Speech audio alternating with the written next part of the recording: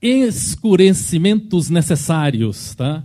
Olha, esse é um programa, tá, que a pauta do programa é feita por Cristiane Sobral. Quem é Cristiane Sobral? Parceira de Anand Rao em composições musicais, está ali sentada, né, vestido verde, bem bonito, né? É africano essa? Fala no microfone, Cris, só. Tem uns detalhes aqui que a arte africana utiliza bastante, que são as figuras geométricas, a Legal. Composição de cores, Tá? para homenagear aí nosso primeiro trabalho. Então, a Cristiane Sobral, tá? Ela que idealizou o nome, tá? Que é Escurecimentos Necessários. Tá?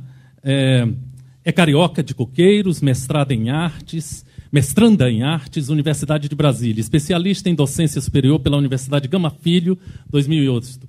Licenciada em Educação Artística pela Universidade Católica de Brasília e bacharel em Interpretação Teatral pela Universidade de Brasília. Na carreira artística, há mais de 20 anos, tem atuado em cinema e teatro, onde já foi dirigida por diretores renomados.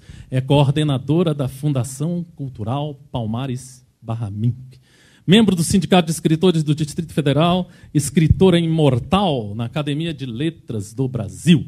Tem várias publicações com destaque para Não Vou Mais Lavar os Pratos, Poesias, editora Dulcina, segunda edição, 2011, e Espelhos, Miradouros, Dialéticas de Percepção, Contos, editora Dulcina, 2011. Casada com Jurandir Luiz, mãe de Malik e Ayana. E esse nosso entrevistado é Josafá Neves. Eu peguei do site dele, preparando as telas de forma paternal e zelosa, inteiramente pinceladas de negro. Isso é interessante, né? Nunca tinha entrevistado um pintor, uma pessoa que primeiro pintasse a tela de negro. Seus quadros ganham vida, exteriorizam infinitas emoções, múltiplos sentimentos e experiências. Josafá faz surgir das suas telas cobertas de negro a sua história de vida, dores, sabores e cores. Desde os 5 anos de idade, Josafá já era um apaixonado pelo mundo das artes. Filho de família humilde, recorria às pedras para desenhar nas calçadas e ruas, extasiando colegas, amigos e parentes com a beleza da firmeza e proporcionalidade dos seus traços. Apesar de nascido na capital federal, iniciou sua carreira artística na cidade de Goiânia em 1996. Obstinado e leal após seu casamento com as artes plásticas, nunca se afastou, nem um dia, das tintas, telas, pincéis e palhetas. Apesar dos estorvos da vida do artista, sua felicidade com a vida do artista sempre foi incomparavelmente maior. O site dele é josafaneves.com.br e a gente vai botar tudo em legenda aí para você. E eu sou o Anand Rao, que você já conhece, não preciso me apresentar mais. Como disse o Josafá, antes de começar o programa, ele disse, sabe nada não, o cara é muito doido. Você está entendendo? Ele é muito louco. Então você já me conhece, você sabe que eu sou muito doido. Você entende? Então Anand Rao, 20 livros publicados, 50 CDs lançados desde o ano passado para cá, musicando poetas e o cacete a 4. Tá bom? Eu não preciso me apresentar, não preciso mais de nada disso. Agora, eu passo a bola, né? Vou fazer uma pergunta primeiro para Josafá e para Cristiane Sobral. Existe racismo no Brasil? Porque muita gente me diz que não existe. E o nosso programa, que o título foi dado pela Cristiane, chama-se Escurecimentos Necessários. Ou seja, a gente precisa escurecer essas ideias brandas e brancas dessas pessoas que acham que não existe racismo no Brasil. Eu pergunto primeiro, faço primeiro essa provocação, você entende? Para depois a gente entrar na seara da pintura e tal, né? Para vocês dois. Então, o Brasil é o país que tem preconceito de ter preconceito. E as nossas estatísticas em todas as áreas, quer seja nos números do genocídio da juventude, que quase 80% da juventude que morre todos os anos no nosso país é negra, quer sejam os números da evasão escolar, quer sejam os números do acesso ao mercado de trabalho, dos anos de escolaridade. Então, todos esses índices eles contribuem para confirmar o racismo que ainda existe, que ainda impera no Brasil, que é o país com a maior população negra fora do continente africano. Hoje são mais de 100 milhões de negros e negras, né, nesse nosso país, que ainda não estão incluídos, né, na vida pública em todas as áreas. Então, o mito da democracia racial, essa própria expressão que diz é um mito, ele vigorou e ainda vigora no sentido de propagar essa crença de que não existe racismo no Brasil. Mas esses dados que eu citei aqui muito rapidamente, eles contribuem para mostrar. Podemos também relembrar aqui, já que o nosso assunto é arte, a inexpressiva participação, né, dos artistas na história da arte brasileira, o pouco acesso que nós temos às informações que se referem, seja aos africanos, seja aos afro-latinos, né? Então, todos esses dados, a inexpressiva participação dos artistas negros nos nossos comerciais, nas novelas, nas produções cinematográficas. Então, aí a gente tem mesmo que elencar todo o rol de atividades e lembrar que, muitas vezes, as pessoas que dizem que não existe racismo não são pessoas negras, estão em classes sociais, né, já gozando de alguns privilégios dentro do estrato social e não convivem, não vão aos hospitais do SUS, né, não encontram problemas que se referem à saúde da população negra, à violência também e outras áreas, né, que a gente poderia aqui citar infinitamente para poder justificar essa sentença de que, sim, existe racismo no Brasil e a gente espera que isso possa ser tratado e exterminado, né, para o benefício não só da população negra, mas para o benefício do nosso país como um todo. Sim, eu vejo sobre essa questão da seguinte forma. Eu fui para em 2001, fui para uma conferência sobre homofobia. Não sei se você lembra, que teve a Benedita que organizou, falando sobre a questão racial, homofobia, e teve os delegados que vieram de fora da África. Eles fizeram uma pergunta, um dos delegados fizeram uma pergunta para nós, e a gente ficou sem resposta, porque a pergunta dele foi o seguinte: como que a gente considera o racismo no Brasil, as pessoas, e a maioria das pessoas dizem que não existe, né, que isso é uma coisa do passado. E pela a pesquisa que eles fizeram, eles disseram que o racismo no Brasil, por esse motivo, é o racismo mais eficiente, né? Por quê? Porque ninguém é racista no nosso país. Então a gente precisa ver. Eu sou negro, né, com muito orgulho, sou negro, assumo, né, a minha negritude, meus filhos são negros, assumo o meu cabelo, né, que uma forma, eu acho que quando você assume o seu cabelo e a sua cor da sua pele, você mostra para as pessoas, né, a beleza, né, sua, porque você quebra, né, esse mito de que o negro, que você tem um cabelo, seu cabelo é ruim, né, que você precisa, né, tá alisando o seu cabelo para parecer a um branco, né? E é isso.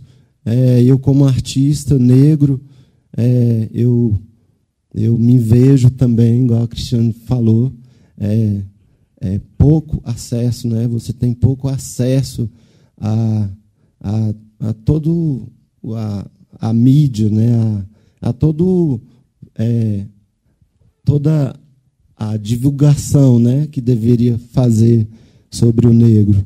E só para encerrar, às vezes algumas pessoas, isso são coisas do cotidiano, algumas pessoas dizem: então tá bom, vamos criar uma lei contra o racismo contra o gordo, o japonês. A minha resposta é o seguinte: querido, eu sou negro, eu tenho que lutar pela minha causa. Né? Então, tá.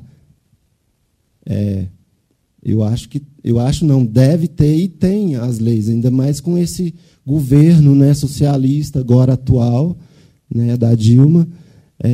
Você tem, né, que é um governo socialista que pensa nessas causas. E a gente tem aí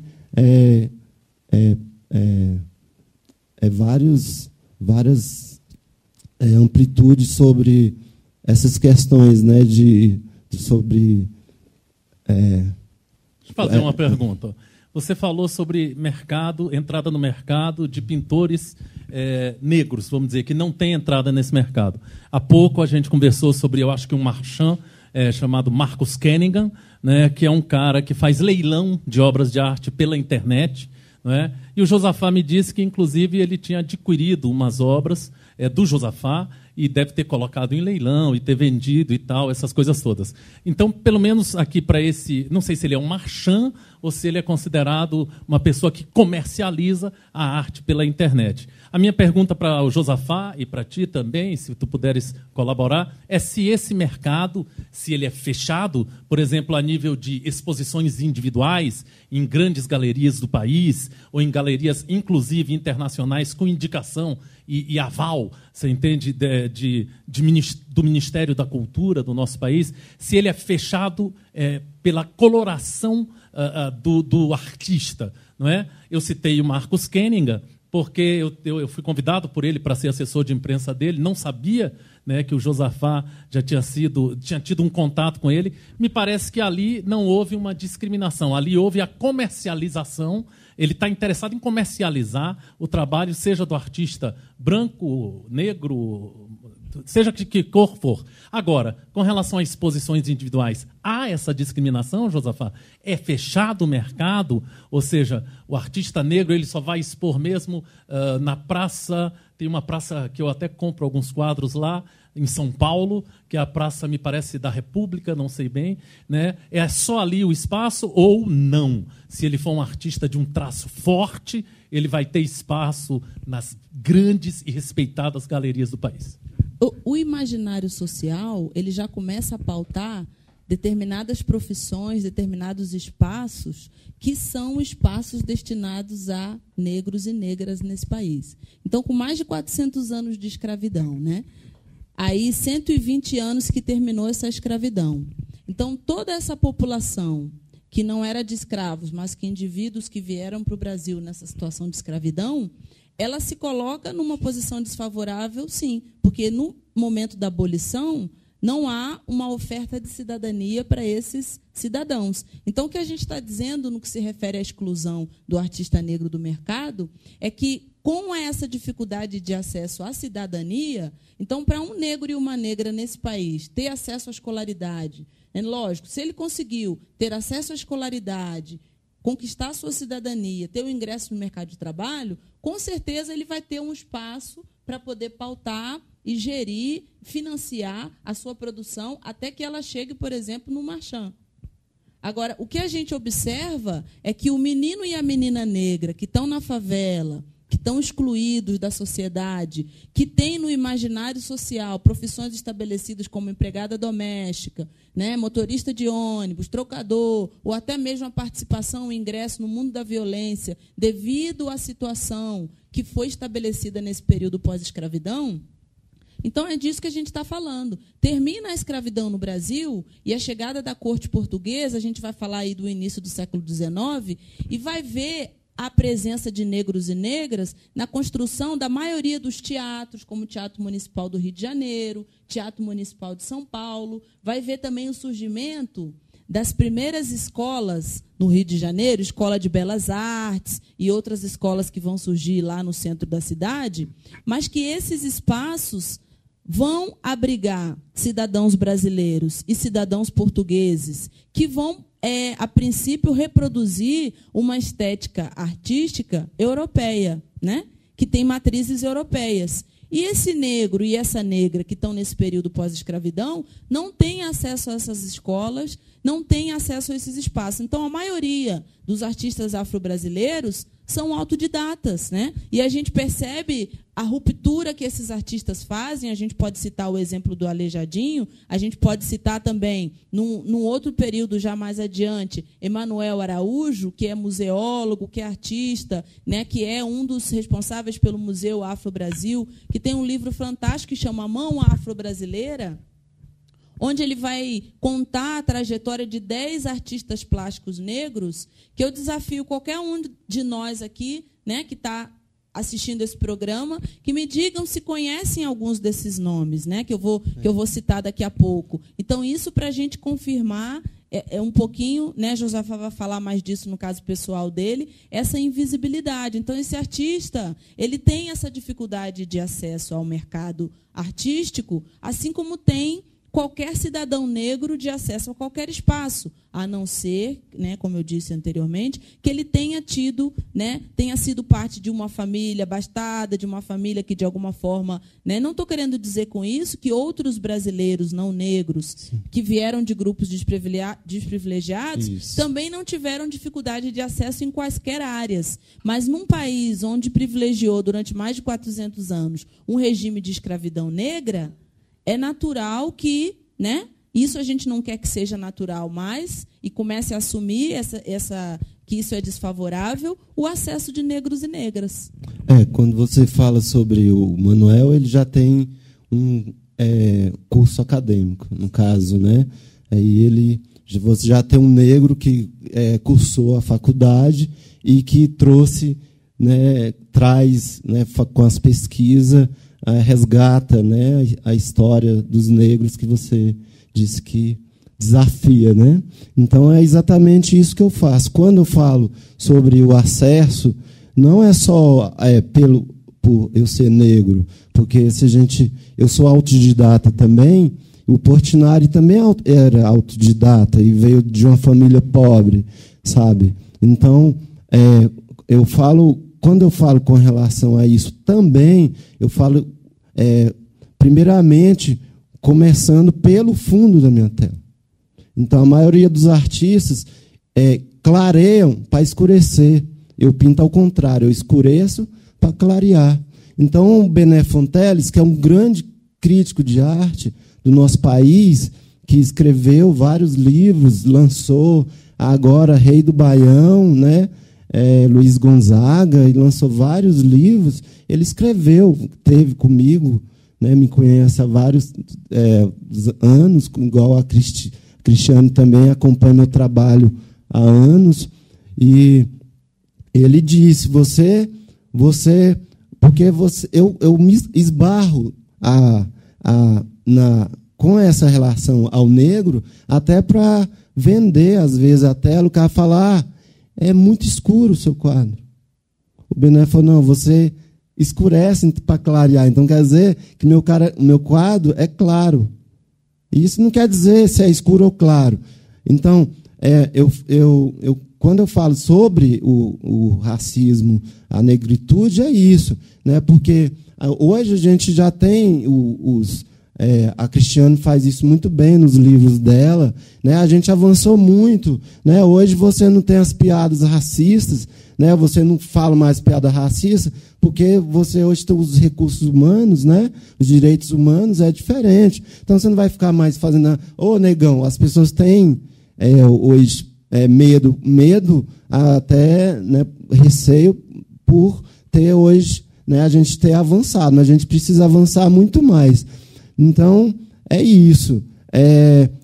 Agora, com relação aos artistas autodidatas, negros, que vieram de família pobre, se você for colocar os artistas negros que existem no Brasil, são poucos. Aqui em Brasília eu conheço Darlan Rosa, que é um dos artistas famosos. Não conheço, mas conheço outros que estão no anonimato, né? Então é isso. Só corroborando, a Cris deu uma informação há um certo tempo atrás de que o Brasil foi, me parece, para a Alemanha na área da literatura e me parece que não tinha, ou só tinha um escritor negro dos 100 e poucos que foram. Exatamente. Se você puder falar, está no contexto agora. Houve uma disparidade, né, muito grande do ponto de vista da representação desses escritores.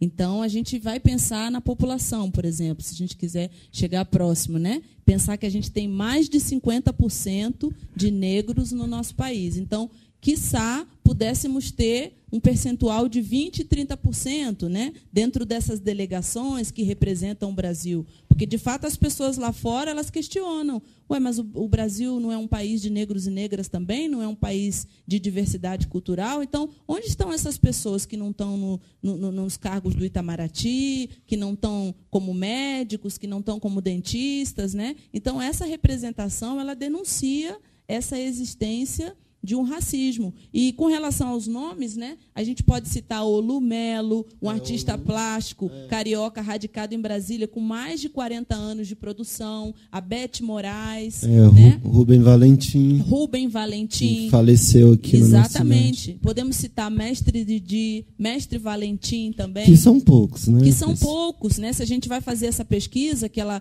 pega ali do século XVIII, XIX e XX, a gente encerra essa lista, porque vê que, de fato, a sobrevivência de qualquer artista, seja ele negro ou não, é muito difícil, né? Nós estamos falando de um país de terceiro mundo. Agora, esses critérios eles se tornam mais restritos ainda para esses que têm a cor da pele escura, que muitas vezes vão precisar justificar, né?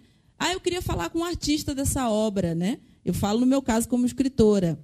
E quando você se apresenta, causa surpresa, né? Porque você está rompendo um espaço dentro do imaginário social para homens e mulheres negros e negras, né? Então, quer dizer que um homem negro pode ser artista plástico? Quer dizer que uma mulher negra pode ser escritora? Quer dizer que todos nós podemos ser quaisquer coisas, né? Mas, para isso, precisamos discutir ainda. Eu espero que um dia a gente não precise mais de pontuar esses aspectos. E, com relação ao Ministério da Cultura, o Ministério da Cultura está realizando pela primeira vez uma série de editais que são destinados para artistas e produtores culturais negros. E isso foi muito questionado, né, no sentido de dizer que foi essas vetado, políticas, né? no primeiro momento, foi vetado o edital Funarte Arte Negra, no sentido de dizer que era uma política inconstitucional, quando, na verdade, a Constituição fala de igualdade de direitos, e a gente, quando pega a relação dos artistas contemplados na totalidade dos contemplados pelo Ministério da Cultura, a gente percebeu que lá não havia essa igualdade. E que, então, esse edital ele estaria, sim, contribuindo para um percentual de quase 0,1% de artistas negros que têm acesso aos recursos que são públicos, né, por isso de todos. Então, que esse edital vem contribuir, já que os patrocinadores, muitas vezes, não querem colocar a sua marca, né, para legitimar e para financiar a produção de um artista negro, que não esteja ocupando os espaços que a gente já estabeleceu, que estão no esporte, que estão na música, e ainda assim falando de alguns setores da música, né? Então, esse espaço das artes visuais é um espaço que conserva os modelos canônicos, que conserva os modelos eurocêntricos, e o artista que é negro e que opta por fazer uma produção que se desvincula dessas matrizes, que é o caso do Josafá, quando propõe uma estética, né, que aí é muito profundo, porque ele já está propondo uma estética negra dentro das artes visuais. Né, não como você resgata, né, o último trabalho que eu fiz sobre a diáspora, né, que eu resgato e fui contemplado... Só para você, você já está vendo aí umas telas em justaposição de imagens, tá certo? Que estão no site josafaneves.com.br.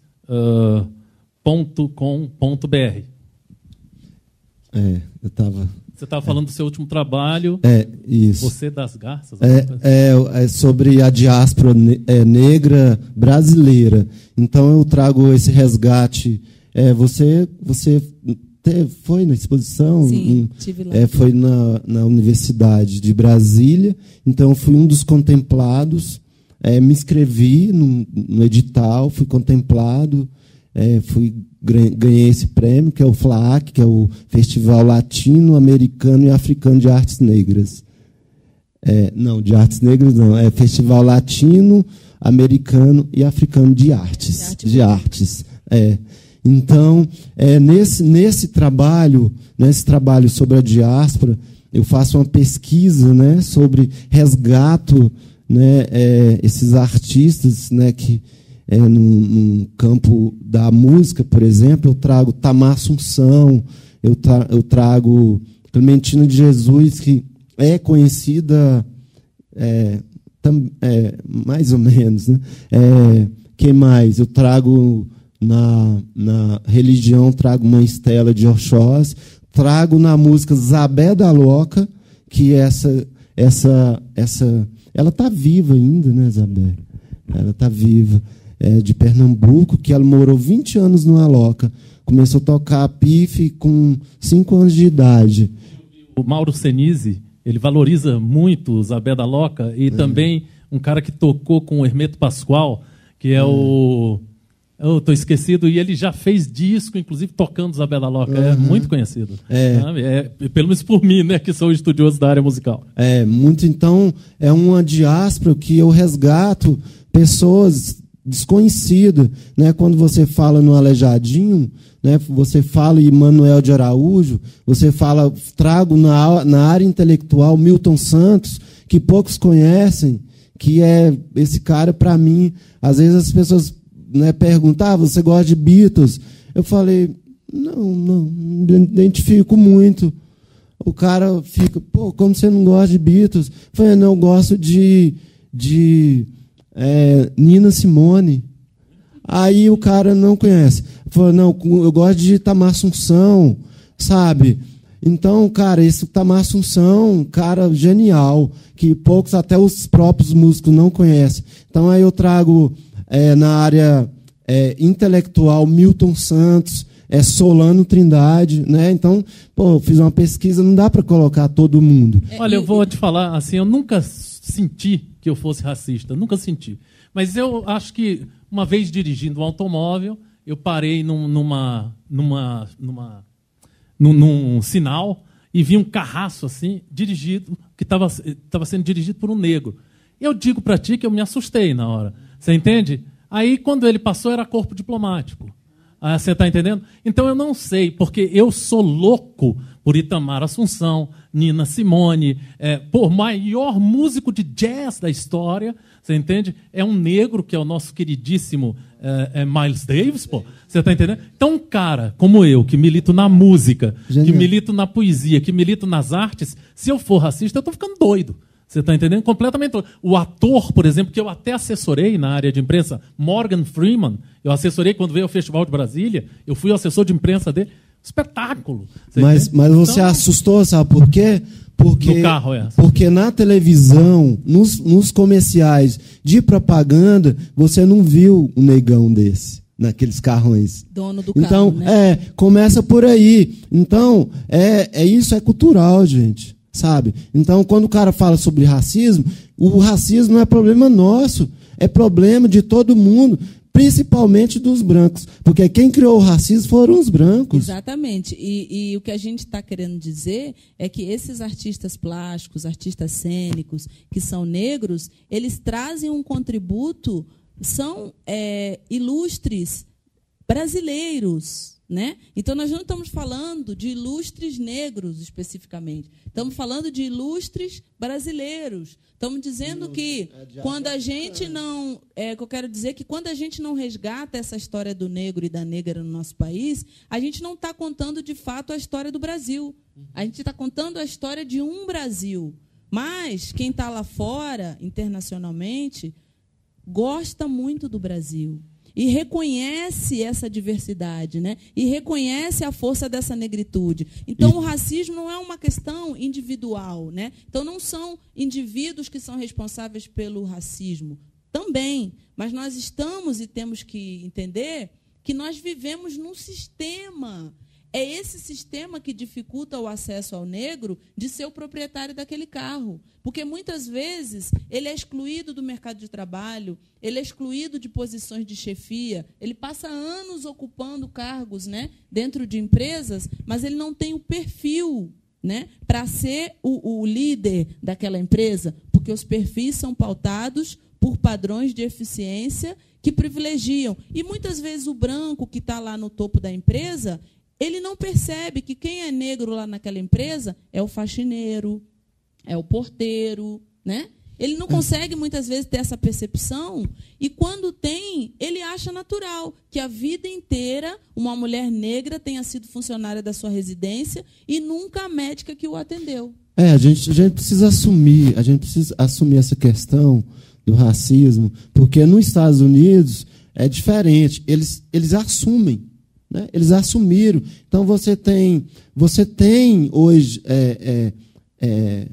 essa questão sobre o negro resolvida, de certa forma resolvida. Porque quando você vai assistir qualquer filme que você vai assistir, do X-Men, o Nick Fury, ele é negro, ele que manda. Quando o cara coloca o negro como presidente, aí você assiste uma minissérie, a juíza é negra. Então, eles são resolvidos. Então, a gente precisa assumir. O brasileiro precisa assumir o racismo. É isso que. Então, a gente precisa assumir o racismo e a gente precisa dar passos maiores, né? A gente precisa desenvolver, dar passos maiores além. A gente precisa pensar além do racismo, né? E pensa você que está assistindo, quando olhou as nossas 3 carinhas aqui no vídeo, né? O que você não vai precisar responder, é claro, mas o que provocou no teu imaginário, né? No sentido de pensar sobre o que a gente estaria tratando aqui hoje, né? Com essas nossas carinhas brasileiras tão maravilhosas, né? Que tanto representam essa população que está aí assistindo, que está aí discutindo, que está aí mudando, né? As crianças que ainda têm os índices de evasão escolar, que mostram que aquele menino, aquela menina negra, sofrem essa discriminação racial na escola, que vai fazendo com que ele e ela se afastem. O negro que tem uma posição social um pouco mais privilegiada, ele coloca o seu filho numa escola particular e lá ele percebe que seu filho é o único negro, a única negra, e vai lidar, né, com esse outro tipo de exclusão, com essa dificuldade de mas o meu cabelo é diferente, né? Eu sou diferente, a cor da minha pele é diferente, porque não existe essa igualdade. Começa daí, justamente. Todos os meus filhos sofreram racismo num colegial, né? Minha primeira filha, que está com 18 anos hoje, quando ela estudava, fazia 4º ano, na aula de inglês, eles deram a foto para os alunos do macaco e a professora perguntou como parecia, né, aquela fotografia, e um dos alunos falou que parecia com a minha filha. E minha filha chegou, perguntei o que aconteceu, ela calada, aí eu falei, o que aconteceu? Ela começou a chorar e me contou a história. Eu falei, o que a escola fez? A professora falou, a gente pega ele lá fora. Falou isso para minha filha. E aí eu fui no outro dia, eu dei uma sorte, que eu cheguei na hora da reunião dos professores. Cheguei na hora da reunião, cheguei direto na reunião com a minha filha e falei que queria falar com a diretora. O diretor falou, não, o senhor espera um pouquinho, 5 minutos que eu vou. Eu fiquei no meio de todos os professores e coloquei a questão. E eu falei, quem é o professor que falou? Aí apontaram para ele. E eu falei, professor, não deixe para pegar lá fora. Pega na hora. E eu quero que minha filha... Eu quero conhecer o aluno e eu quero que resolva essa questão. Até porque os próprios professores, eles não têm, né, eles não estão preparados para lidar com isso. Entendeu? E a minha filha Ioná, hoje, que está fazendo o 4º, 5º ano, né, que ela assume o cabelo, né, que usa o cabelo igual da minha querida aqui, Cristiane, lindo cabelo. Então, por hoje, vou deixar o meu cabelo em paz. Amanhã também.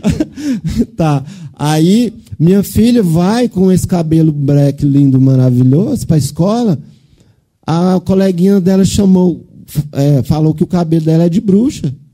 Então, gente, é cultural. Cultural, a coisa começa do início. Agora, queria levantar uma questão para vocês. Temos alguns casos aqui. Por exemplo, um jogo do Grêmio, onde uma torcedora branca, não é, do Grêmio, ela fala uma série de palavras racistas para um goleiro do Santos, e o Grêmio é eliminado de um torneio, e o Grêmio tem que pedir perdão publicamente. A casa dela é incendiada pelos torcedores do Grêmio, e lá é um estado que me parece tem um racismo exacerbado, ou não sei. Você entende? Eu lanço essa questão. E queria começar a mesclar também os traços da tua pintura e os textos da Cristiane Sobral. Tanto os traços da tua pintura como os textos da Cristiane Sobral. Eu queria mesclar esses traços, esses textos, com um progresso, o progresso mesmo que mínimo. Mas hoje, por exemplo, eu acho que uma pessoa que estiver num bar que disser assim, você é negro, por isso que você... Eu acho que ele está lascado. Você está entendendo? Então, há um certo progresso, mínimo que seja. Tá? Mínimo que seja. Os torcedores do Grêmio, eu acho que difícil. Até tinha um canto por parte do Internacional que sacaneava a torcida do Grêmio, falando algum termo racista, e a diretoria do clube falou, olha, é melhor a gente parar, acabou essa questão. Continua a haver, claro, mas há um certo medo hoje. Mesmo que minúsculo, já vi várias situações de prisão inafiançável, você entende? É uma questão seríssima hoje. E eu queria mesclar com o texto da Cristiane e o traço do teu quadro, porque nós vamos justapor agora, você entende, nas imagens, na edição, nós vamos mostrar um poema que a Cris determinar, que ela me mandar em PDF, eu vou mostrar o poema e vou também mostrar alguns quadros teus. Queria mesclar tudo isso que nós estamos aqui com 36 minutos de programa, que é o programa Escurecimentos Necessários, título dado por Cristiane Sobral. Comece a falar um pouco, mescle um pouco os traços do seu quadro com uma... Se eu for numa exposição sua, eu vou sair assim.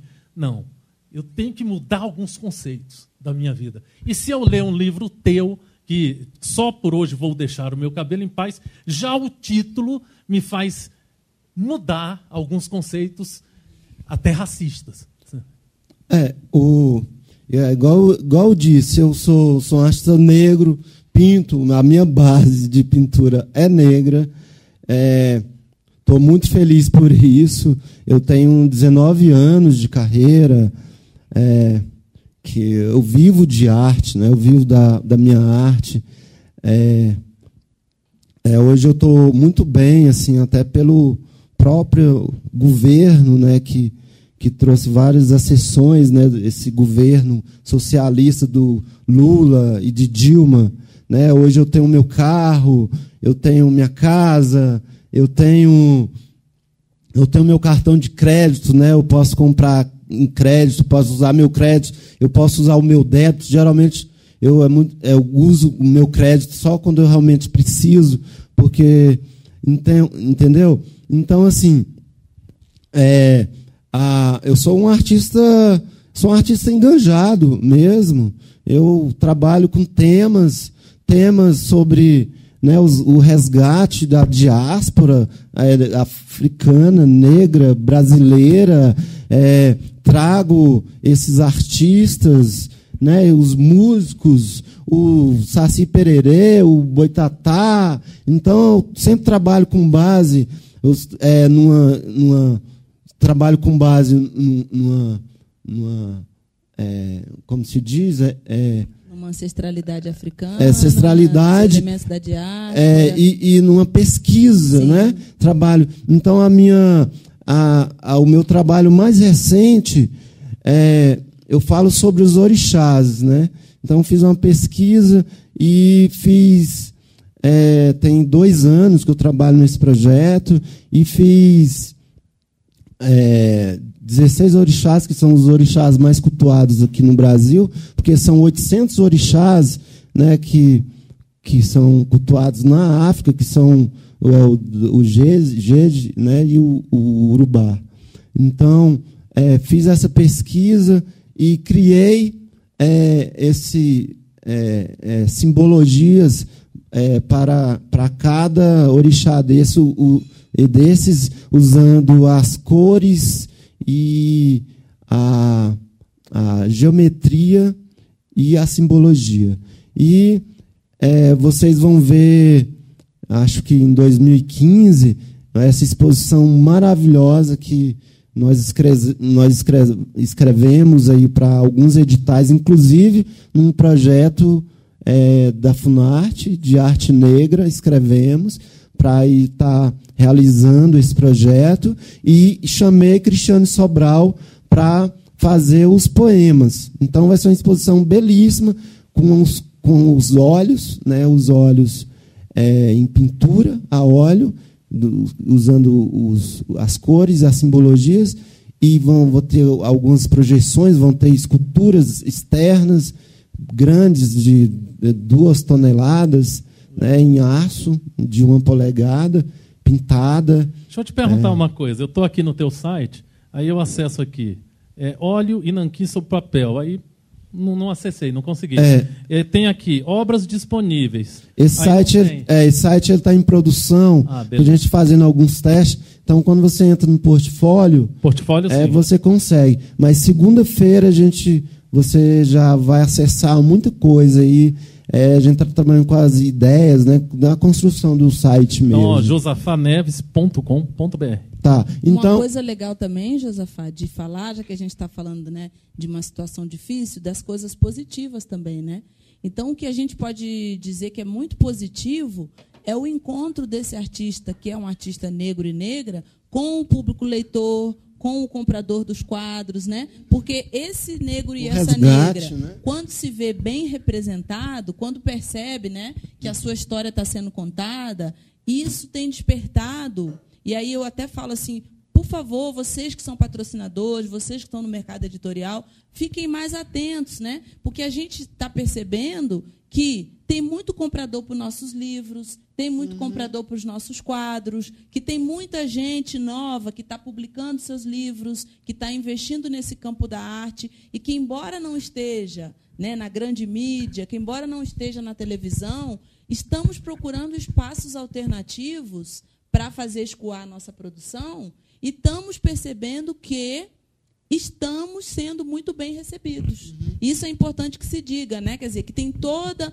uma população que está muito feliz de conhecer o trabalho do Josafá Neves, muitas mulheres que estão muito felizes de perceber que essa literatura não está respaldando os lugares de estereótipo sexual que a mulher brasileira, tanto, né, de forma que a mulher brasileira é apresentada com tanta força no Brasil, no exterior, né, a mulher negra, os índices aí de violência e tudo mais. Então, a gente percebe que isso já indica, e eu tenho certeza que o Brasil está mudando, que o Brasil está avançando, que se hoje a gente começa a inibir esses atos de racismo, é porque essa luta já vem há muito tempo, né? Que tem muita gente trabalhando no anonimato. Esse ano a gente está comemorando o centenário de nascimento de Carolina Maria de Jesus, uma escritora, né, que foi aí um grande índice de vendas e de sucesso editorial nos anos 60, e que depois, como muitas escritoras brasileiras e outros que optam pela arte, vão caindo no ostracismo, né?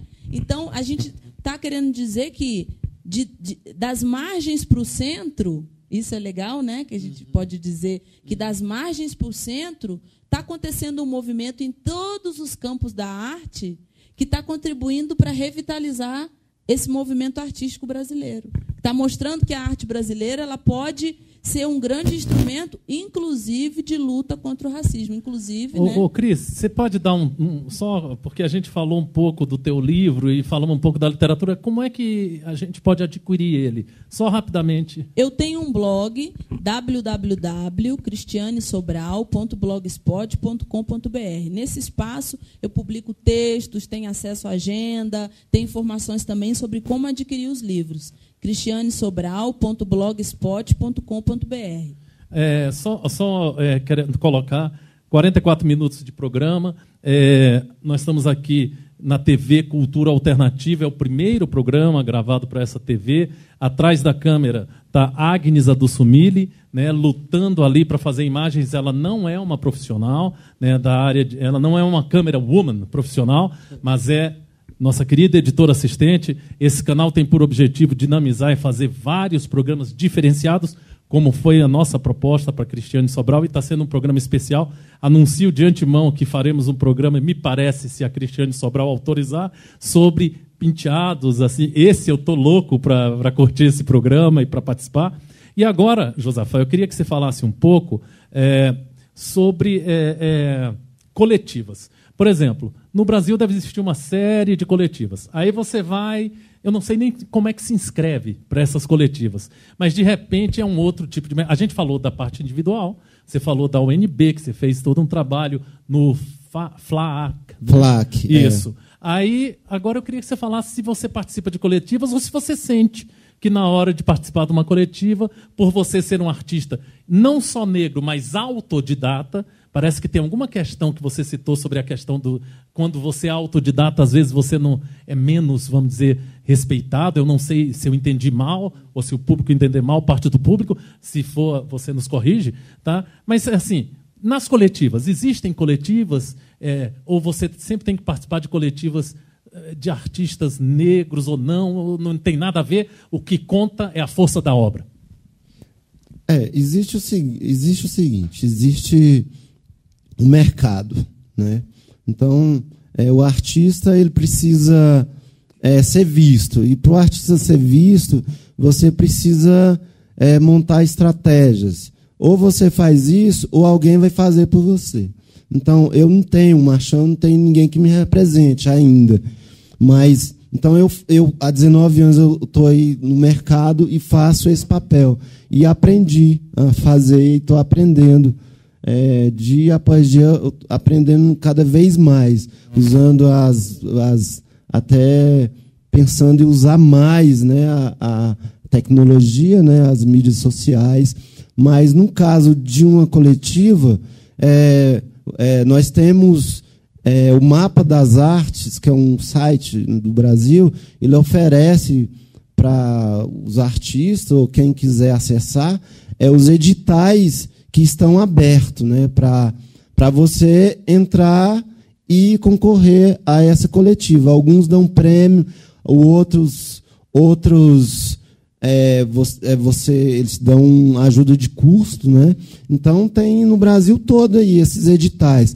Eu já escrevi vários para esses editais, nunca fui contemplado.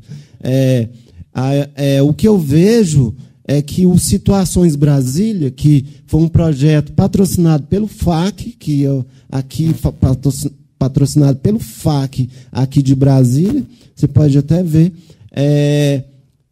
eu escrevi nesse edital. Então, assim, a maioria dos editais que existe no Brasil, o eixo é São Paulo, Rio de Janeiro. Exatamente. Então, eu acho estranho. Mapa das Artes, São Paulo, Rio de Janeiro. São Paulo e Rio de Janeiro. Esse projeto Situação Brasília, que abriu agora que abre para o Brasil concorrer, que eu acho que devia ter um salão aqui para Brasília, para os artistas de Brasília, porque o Situação Brasília não teve, acho que teve um contemplado. Então, você pega o dinheiro aqui do FAC e traz o pessoal de São Paulo para expor no Museu Nacional. Então, quer dizer, eu não sei se existe, lógico que existe panelinha, existe várias situações, sabe? É igual eu estava te falando, existe esse mercado, é igual como o outro também, futebol, da música. O que acontece? Lázaro Segall, ele não precisava vender as obras dele, Lázaro Segall. Então, assim, é um cara que tinha o custeio dele, ele tinha como se bancar. Então, assim, a gente tem vários artistas que estão no top, artistas brasileiros, não vou citar nomes, né, que o quadro custa R$1 milhão, aí o cara fala, porra, eu não vi nada nesse quadro, né? Porque a arte é isso, a arte você tem que olhar, ou você gosta ou você não gosta, você não tem que montar um cartaz ou ter uma explicação do lado, ou um texto, que é a arte conceitual, entendeu? Pelo menos eu vejo a arte assim e trabalho assim, entendeu? Então é isso, existem as coletivas. Eu já já me chamaram já participei de vários coletivos, até porque eu estou no mercado e as pessoas chamam mesmo, porque e fiz várias individuais também. Aqui em Brasília já expus em todos os espaços. Ainda bem, né? E pretendo ir para São Paulo, perfeito, Nova York, o ano que vem, Bienal de Cuba, fui convidado. Então é isso. As coisas, a gente fala sobre essa questão do negro, porque a gente tem que falar mesmo, claro. Mas agora, Cris, aproveitando o momento, eu vejo pelo Facebook que tua agenda é intensa e imensa. Então, por exemplo, nós temos uma questão aqui do Josafá, que em Brasília, me parece, ele falou do Salão Brasília, alguma coisa assim. Situações Brasília. Aí contemplado. Tá? Ele falou do mapadasartes.com.br, São Paulo, eixo Rio-São Paulo, e aí ele citou que próximo ano vai para Nova York. Já no teu caso, da literatura, como está essa situação? Porque a tua agenda é lotada. Tu viajas sem parar, não é? Teus lançamentos são cheios, não é? Então eu queria saber, para mesclar um pouco, porque nossa audiência deve ser uma audiência de pessoas interessadas em mudar algo, você entende? Então eu queria saber como é que está na área da literatura para a Cristiane Sobral. Muito obrigada, né? Tenho que agradecer demais a todos os leitores que estão consumindo. Meu primeiro livro, Não Vou Mais Lavar os Pratos, em 6 meses eu vendi 1000 exemplares, né? E ele agora já está esgotado, a gente correndo para fazer a 3ª edição. Só por hoje vou deixar meu cabelo em paz, 4 meses, 600 exemplares vendidos. E isso, assim, é importante que se diga, nós somos exceção, né? Que nós não somos a regra dentro desse mercado. E por isso é que nós estamos, inclusive, empoderando outros artistas, né? Incentivando e fomentando nas cidades por onde eu passo debates e discussão com outros artistas, para que a gente possa ajudar e orientar no sentido de dizer que estratégia. Eu estou na academia, né, já há mais de 20 anos, então minha formação é nas artes cênicas. Um artista cênico ele tem que ter estratégias de produção para poder sobreviver. E eu levei, quando decidi investir totalmente também nessa área da literatura, essas estratégias de produção e divulgação para o campo do texto. E não pude contar com o mercado editorial. Esse sucesso ele acontece pelo quê? Pelo nosso empreendedorismo, né? Que é uma característica muito forte do brasileiro hoje, que a gente percebe que o mercado ainda está despertando, né? Que o gigante está começando a acordar. Então, a gente vai utilizando as estratégias, no caso, as mídias sociais é uma estratégia que eu destaco. Para vocês que estão escrevendo, que querem escrever, muitas vezes a pessoa pensa que vai ser abordado por um editor, que vai acontecer, né? Que daí vai passar a vender milhões de livros. E o que eu estou descobrindo é a necessidade de começar a fazer parte desse processo de diagramação, de edição, de revisão, de ter que capitanear tudo isso. Porque, se não for dessa forma, a gente, né? Acho que o Josafá é a mesma coisa de ser o seu empresário, de levar, falar da sua produção. Eu participo de eventos para falar do meu livro, faço contato com as pessoas que me procuram. Então, a gente tem que ter uma outra posição, uma posição mais ativa, né? Nesse sentido. Cito só um pouco, que é tão forte o texto dela, que eu musiquei 10 poemas. Você pode solicitar também um CD para ageventosculturais@gmail.com, e me parece que eu não coloquei ainda à venda para download, mas será colocado no www.rpm.com/nanthal, tá? Vai estar lá o CD Retina Negra, tá? Que eu fiz com a Cristiane Sobral. Agora, os meus já estão esgotados, já não tem mais. Agora, falando mais, estamos lá com 53 minutos e 51 segundos, então eu queria perguntar para vocês o seguinte: agora tem artistas que estão nos assistindo, tá, que são negros, tá certo? Então eu queria que vocês agora, nesses últimos 6 minutos que faltam, dessem caminhos para esses artistas. Eu tive um encontro com a Cristiane para a gente programar esse programa, e ela disse: eu fico incomodada às vezes de dizerem assim que eu sou uma artista negra, só negra. Não, eu sou uma artista, eu sou completa. Você está entendendo? Então, eu queria que você agora colocasse, bem como nosso querido Josafá, colocasse para o pintor de 13 anos, negro, que está ali, nos descaminhos, que não tem dinheiro para comprar tinta, que está sofrendo, né? que o pai está dizendo, rapaz, tu tem que trabalhar e não sei o quê, esse negócio de pintura. E a escritora ou o escritor de 15, 16 anos, negro, deem caminhos novos.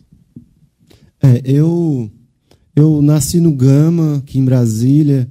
Eu digo que eu nasci num buraco, né? Porque no Gama, antigamente, era um buraco. Morava com muita dignidade, numa casa de madeira, né, eram os barracões de madeira, e ali eu era muito feliz ali com meus pais, e sempre, desde os 5 anos, eu digo que você tem que saber o que você quer. Você tem que saber o que você quer e fazer isso com esmo. Porque se você decide o que você quer e faz isso, você vai ser muito feliz. Então, desde os 5 anos, eu sonhava. Eu já sabia o que eu queria. Eu sabia que eu queria ser. Eu sou músico também. Sempre gostei de música e de arte. Então, desde muito pequeno, eu já sabia, igual fala no meu currículo, né, na minha sinopse, sobre que eu desenhava nas paredes, no asfalto, né? Então, eu sempre sempre soube o que eu quis fazer. Então, eu tive meus contratempos, né, de sobrevivência. Então, eu já trabalhei, eu engraxava na rodoviária de Brasília. Com 5, antigamente a gente engraxava, catava osso, alumínio, lembra? A gente fazia isso para ajudar os pais. E assim, eu já fiz tudo, lavei carro, já morei na rua, já saí de casa muito cedo, de casa. Então, eu já fui balconista, já fui servente, pedreiro, já fiz tudo, assim. Já fui camelô. Então, eu tive esses contratempos na minha vida. E eu já fui arte finalista também de agência, que foi o meu emprego que antecedeu a minha migração definitiva para a arte, né? Que foi em 96, em Goiânia, que eu decidi, que as pessoas disseram que eu estava louco. Foi que eu comecei a pegar umas coisas, a criar. Eu falei, Josafá enlouqueceu, porque eu deixei o emprego que eu tinha e fui viver de arte e vivo até hoje, muito bem. Então, é isso, você tem que saber o que você quer e lutar por isso. Não desista nunca, não abaixa a guarda, porque se você abaixar a guarda, você vai levar um jab direto e vai ser nocauteado. Cristiane. Não tem colheita sem plantação, né? Então, eu também venho do subúrbio do Rio de Janeiro, de uma família muito humilde. Também tive na infância um sonho de trabalhar tanto na parte da literatura como do teatro. Não sabia como fazer isso. Não tinha ninguém na minha família que pudesse me ensinar o caminho das pedras. E eu sempre procurei me empenhar em ser sempre muito, muito, muito dedicada em tudo aquilo que fizesse. E eu acho que esse é uma das coisas que eu quero, né, deixar. Tenham determinação, não desistam diante dos primeiros obstáculos que vão aparecendo. Também não tenham pressa, porque a gente tem nesse capitalismo, né, uma cultura das coisas que ficam prontas e acontecem, explodem muito rápido. Então, eu entendo que esse é um universo que vai passar pela minha vida até a minha velhice, e estou dando os passos que eu acho que são necessários. Alguns têm colheita rápida, outros demoraram muito tempo para poder alcançar. O racismo é uma realidade, mas a gente não pode se vitimizar e nem se colocar, né, numa postura de entrega diante disso tudo. Isso faz com que nós tenhamos que ser mais arrojados, né? Temos que trabalhar a nossa autoestima. No caso das mulheres, a luta é mais doída ainda. Nós sabemos de quais as posições das mulheres, a violência contra a mulher, né, a situação de que se espera de uma mulher dentro dessa sociedade, mas o acúmulo de papéis, de ser mãe, dona de casa, trabalhar fora. Então, eu acho que todas essas informações, se você tem um desejo, eu até digo, não aconselho ninguém para trabalhar nessa área que a gente trabalha. Não digo vá, A não ser que seja realmente uma coisa que gostar não é suficiente. Você tem que perceber que você não é capaz de viver sem isso, né? E, de fato, fazer disso a sua escolha. Não pode ser pela sua vaidade, não pode ser simplesmente como uma coisa que você quer ter fama. Então, se destituir de todas essas ilusões, entender como é árduo, né, trabalhar com cultura num país de terceiro mundo. Diante disso tudo, chore bastante, né, e se prepare para a luta. Mas a luta traz também, assim como todas as mazelas, traz também a vitória. Mas a gente tem que estar mais preparado para as derrotas do que para a vitória. É minha concepção. Espere o inesperado. Tá aí, pessoal. Escurecimentos Necessários, programa número 1, pauta Cristiane Sobral, produção AG, Produções e Eventos Culturais, tá? Uma câmera só que nós temos. Atrás das câmeras, Agnes Adossumili, dando todo o seu empenho, tá? E nós vamos mesclar algumas fotos dentro das nossas possibilidades. A edição vai ser feita no Pináculo, naquele programa Pináculo. Não sou um editor de programas, de imagens, mas luto para divulgar sempre arte e cultura para o Brasil. ageventosculturais@gmail.com, se você quiser enviar algum e-mail. E muito obrigado pela sua audiência.